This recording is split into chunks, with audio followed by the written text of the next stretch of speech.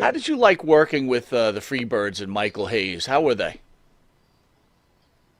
I think Michael Hayes broke the guy's neck twice, dropped him on his head a couple of times. Michael Hayes wasn't a great wrestler, but Terry Gordy was, and Buddy Roberts were incredible wrestlers.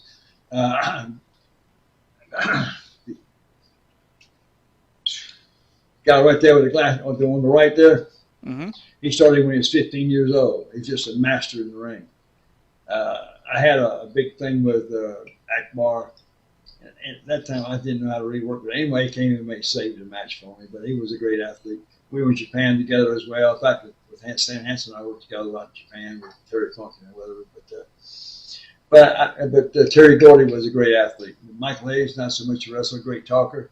He led the group.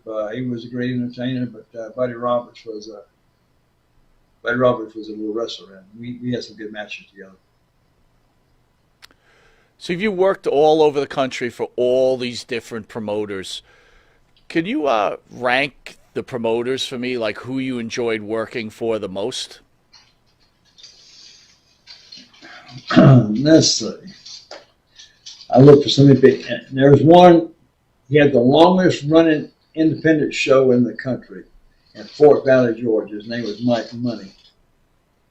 Uh, we did a lot of spots together, a lot of spots against each other. I smashed cake in his face on his whatever his birthday. I gave him a cake in his face.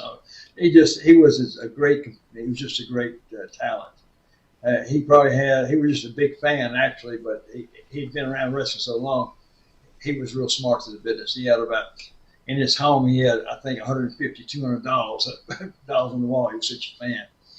But Mike Money passed away, but he was good. Mike Money was a really good manager. How was Crockett to work for?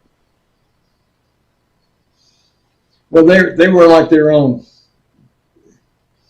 There was a closed net. There was a closed net, and if you're outside of that circle, you're just there, kind of. If you're in that circle, I guess it was probably good. Like with Dusty's in the circle, the kid from Texas, there's a lot of the guys in that circle that were good.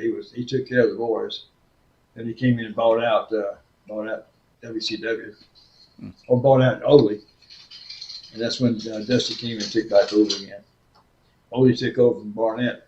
We changed the name for Georgia Championship Wrestling to Championship Wrestling from Georgia when Ole took over, which now he's in really bad health. But he was one of my mentors, and Ivan Koloff, and they helped me a lot through wrestling. In fact, Ole was the first one that hired me after I'd worked independent for like 3 years, and then I went to see Ole at TBS, and he hired me to come in and do TV on Saturdays and whatever else.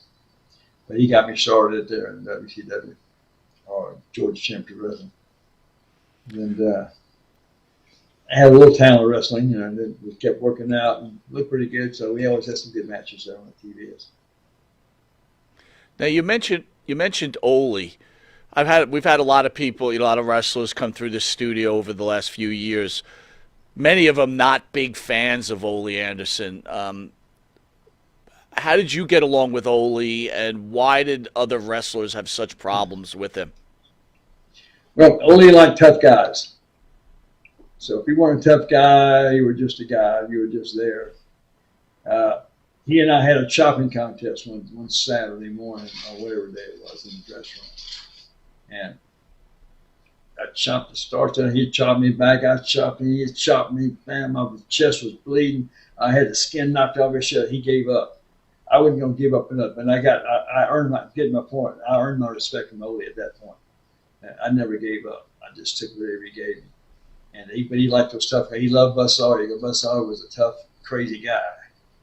But Ole, he'd tell you how it is. I got a job for you. I can do nothing but give you a first match. I can't do nothing but give you a second match. He didn't lead you on like, brother, I'm going to take care of you and do all this stuff, stick a knife in your back at the same time. I'll make you a big superstar, but not actually going to do it. But he'd tell you how it was. You could use you, can't use you, or use you where it was. You either take it or leave it. But he was straight up, I thought. And he made Tommy Rich who he was, I think. I think he really built Tommy when they cut Tommy's hair. And they did all the scissor cutting and all the scissors and stuff, matches. But Ole really made Tommy Rich, I think, a big superstar. Ole was a great wrestler. He and his brother both. Ole would get cut by the fans if he weren't careful. He gets so much heat just wrestling. So I teach. Well, I try to teach the kids now. There ain't a job of a heel to cheat. It's a job of the heel to out wrestle the good guy. Go out wrestling. Not cheat. Don't cheat and win. Out wrestling win. That's how you get over as a heel. You want to not be liked too much, but be respected for your wrestling ability. I don't like him much, but he's a heck of a wrestler. So that's how he is. And the baby folks, you want to get in the guys, in the people's hearts and minds, and they'll follow you everywhere, which you get in their heart. But as a heel, though, you really want to get that respect from the fans, and he had respect. He'd get heat just quick, man. They were so talented. Man, one of my first matches I was with Ole in the ring. He was pretty good, very good. But as a boss, I thought he was great.